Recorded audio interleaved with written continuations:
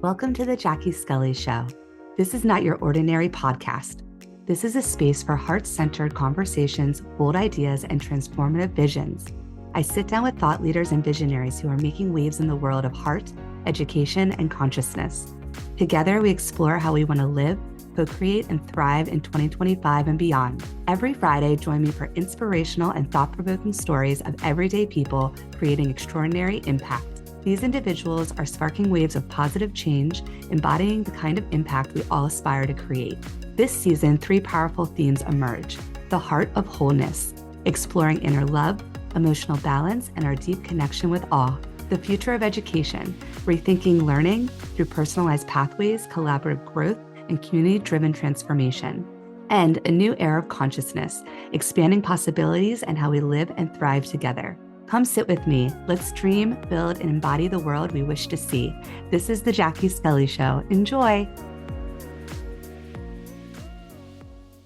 Welcome to the Jackie Scully Show. And today we have Sam Moinet with us.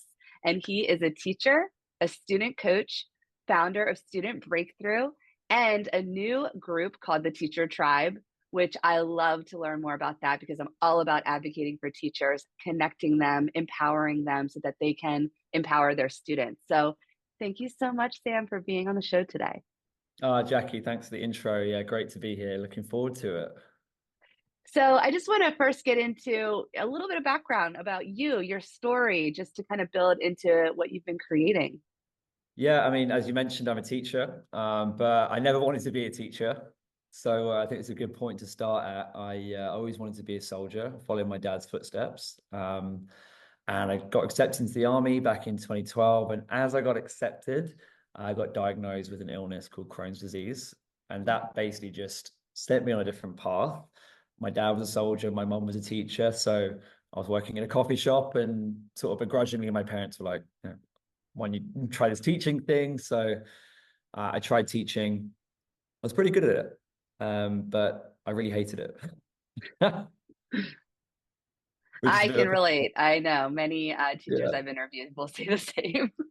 Yeah, so I really hated it, and I started to really feel like a victim, and I just couldn't turn my brain off.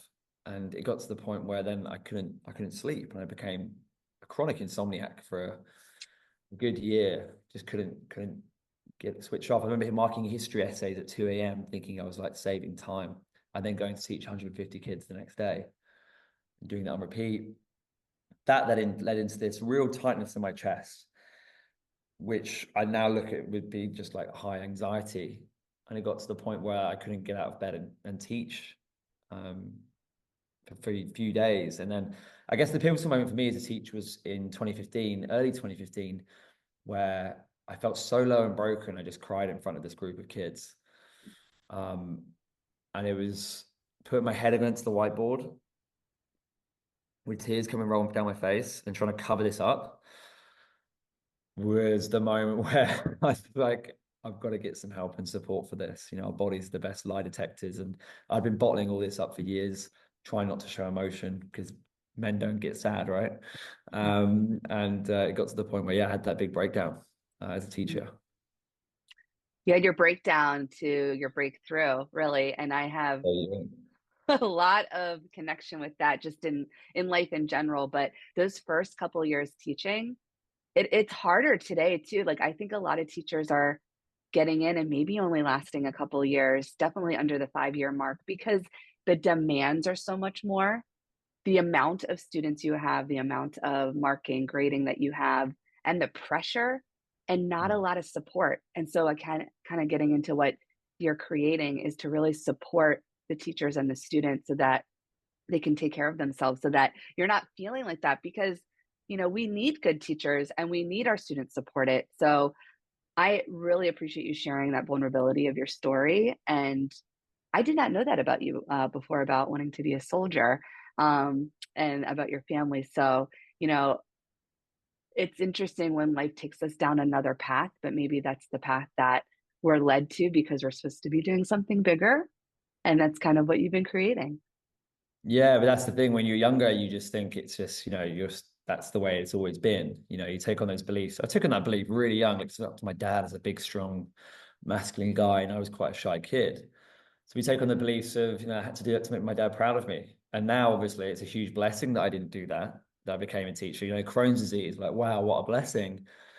But back in 2015, when I'm crying in front of this group of kids, it was the opposite of a blessing. I just wanted to run. And I was really, really low. I was so broken. It's like dark storm cloud almost following me around all the time. And the day it changed my life, there's been a few days, but this day was the 23rd of April, 2015. And I had a coaching session.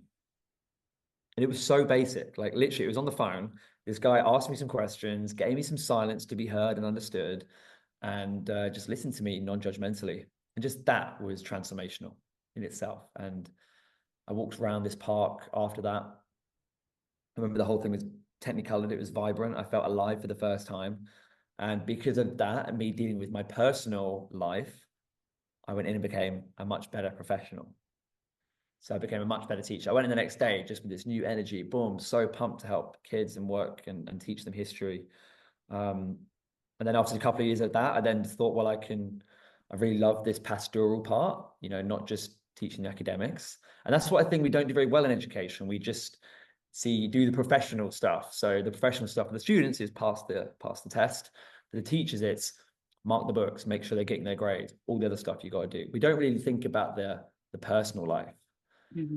Which is more important, I would argue, than that. So I thought, well, I'll go down that route. So I trained to coach in 2017 and started my business in 2018 with Student Breakthrough.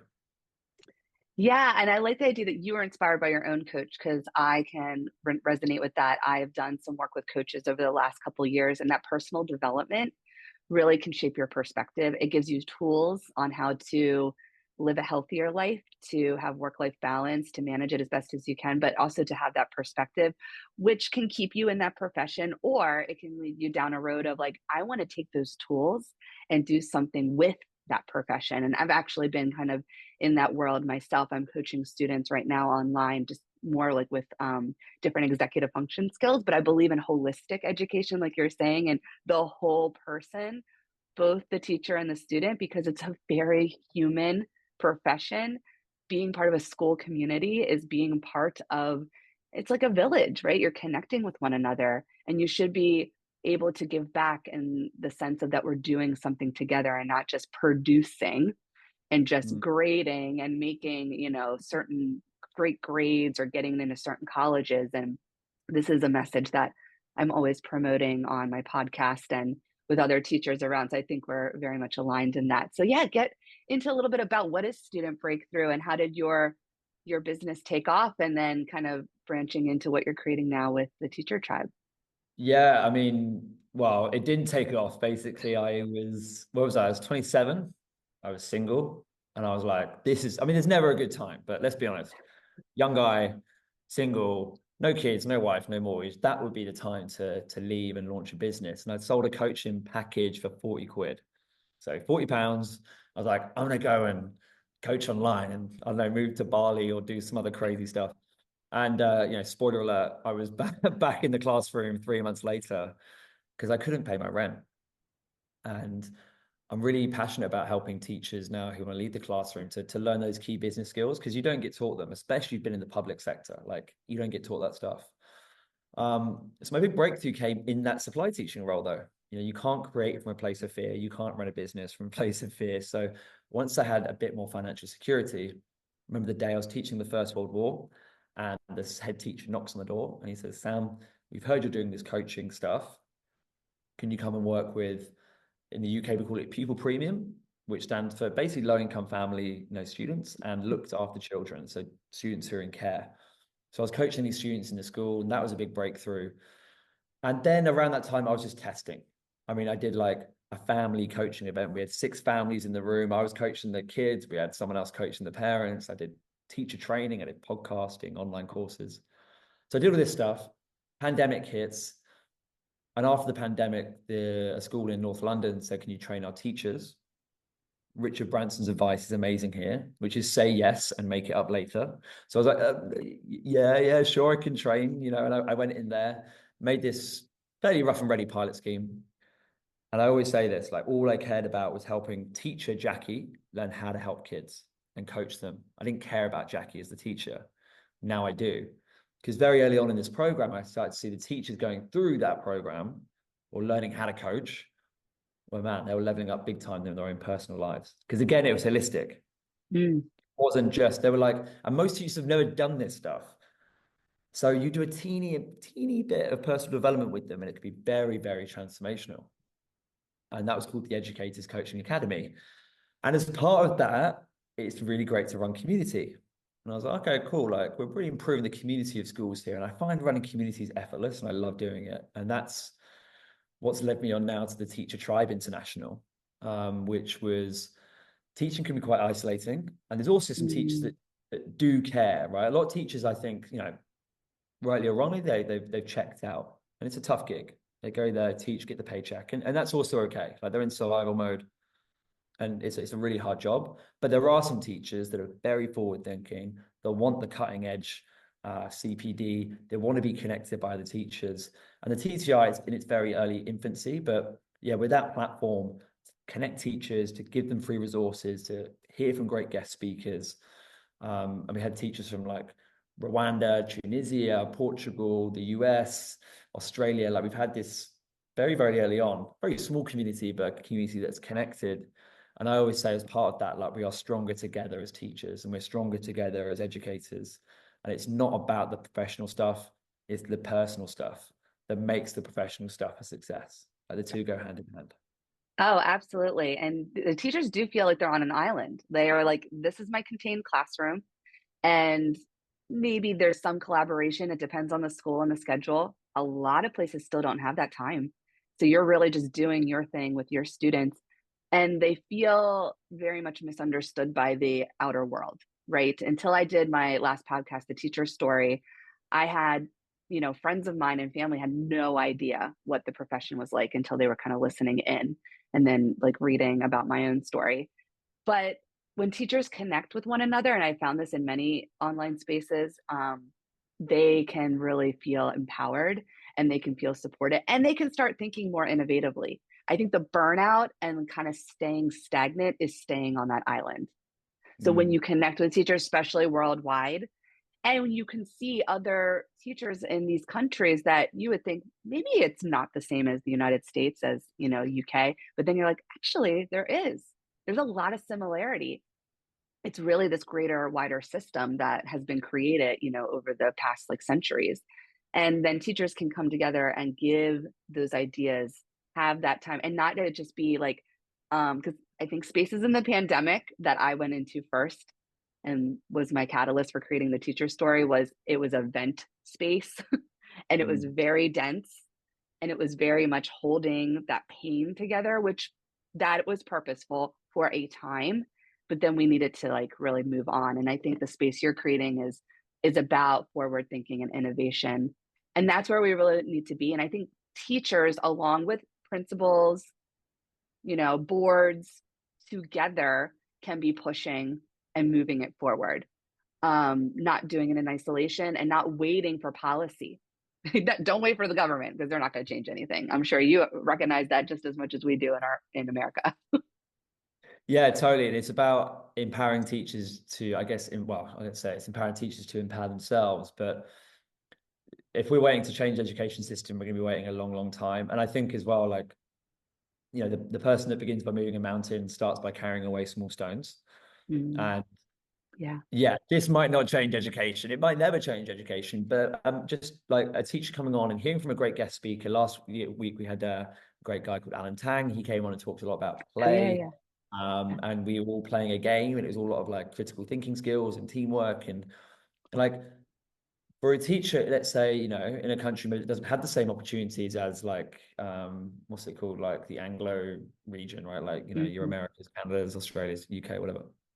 And Europe, to like, wow, that's really cool innovation, and they take that little pebble back and they drop that pebble on their school pond, let's say, and then that ripples out. And then this is what I mean. Like, it's a big beast. There's loads of politics in it, but all we can do is do our very best and unite and bring people together to share that good practice. And who knows, like, maybe one day things will improve for our teachers. But I'm here just to connect people And I love that. And I'm here to inspire people. I like leading by example. And I think the TTI has been a great platform for that. And I've got no idea where it's going to go. And I think that's quite cool about entrepreneurship and creating ideas. Like, you just go for it. And I think the faster you can get the idea into action, like the better. Like, I only came up with that 3 months ago, really. And Mhm. built the landing page and put on the first two events. We had two events. We've got a little WhatsApp group now. We've got our third event. And yeah, who knows where it's Yeah. going to go? But it's the exciting part, right? Yeah, that is. And I think you are so right. Like you just need to go with it and not release the outcome, like release, like, what is this going to look like? The expectation, and you're just experimenting. And really, the best way to learn is by experimenting and just going with it and starting. I like this idea of kind of teachers teaching each other, and what is innovative in one country, could be brought to another country, or what is something that is maybe still grounded in like tradition, or in, again, more of like the village mindset, could be brought back to a place where like everything we're doing is technology and innovation, and maybe we need to go back to doing something a little bit more simplistic, because I believe in also blending the innovation and tech with also kind of going back to our roots, and even like learning from, it'd be really cool. I don't know if this is part of your plan, to see if, or maybe you already have some people that are part of like indigenous groups, because I think like indigenous teachings and the way that they kind of pass down their wisdom and knowledge could be really, I don't know, infused into our school system, kind of going back to, the way we were coming together as a village early on. I think there's a lot of potential. It's, teachers without borders, like doctors without borders, like you can bring a whole world together. That's the beauty of virtual and Zoom and, WhatsApp groups, is that you're connecting people from all over, and now they can learn so many different perspectives.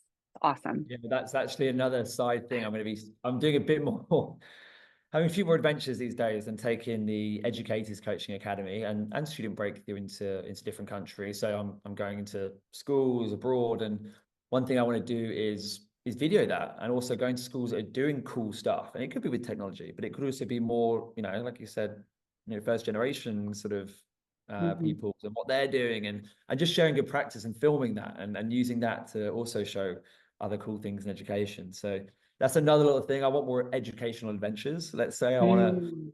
be going into these places. And I think you've nailed something there as well. Technology is not slowing down. It never has done. And we seem to be making like very, very fast leaps, especially the last few years. Obvious one is AI. But that human centric approach to education is something we need to really um, not lose, Mhm. and really make sure that we are looking at the human being and not the human doing. Like, we have such a thing on Yes. human doing, don't we? Like, do the test, mark the test, grades, league tables, assessment, competitiveness, when we're missing out on, and that's why the coaching stuff that I've always done is tapping more into the human being, not the human doing.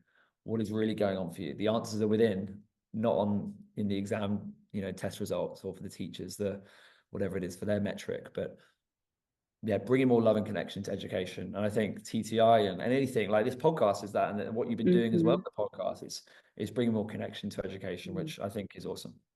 Yeah, thank you so much.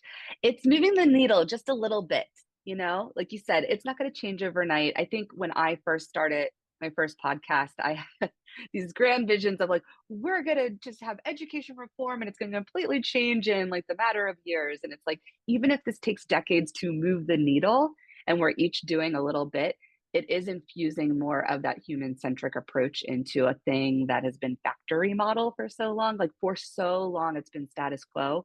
Since we went to school, since our parents went to school, I would even say our grandparents, it Yeah. hasn't changed that much. And I think now in the 2020s and moving forward, you're getting more groups like what you have been creating to think about it in a little different way and bring that back to their classrooms and supporting one another. So my last piece here, I was just, because this is a new podcast, it's all about visionaries. And what is your vision for all of what you're creating, but just in general moving forward about this kind of like new era that we're living in, and how that might really change education or just change people and how they work together and how they come together.